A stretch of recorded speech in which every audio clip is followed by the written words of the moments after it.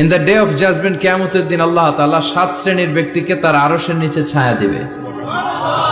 এর মধ্যে দুইটাই হচ্ছে যুবক।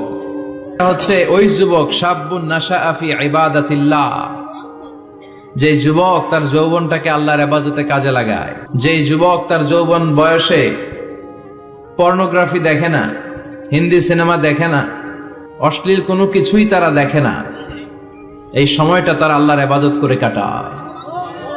আর আরেক শ্রেণীর যুবক, যে যুবককে পাপ কাজের জন্য, পরকীয়ার জন্য অফার করা হয়, সুন্দরী মেয়ে তাকে অফার করে, দেখো আমি সুন্দরী, সুস্নিগ্ধা, অনন্যা, প্রিয়ংবদা, সুহাসিনী, সুকেশিনী, সুভাসিনী, অসূর্যম পোষা, মেঘ কালো কেশ, কাজল কালো চুল, হরিণের মতো ডাগর ডাগর আমার দুটি চোখ।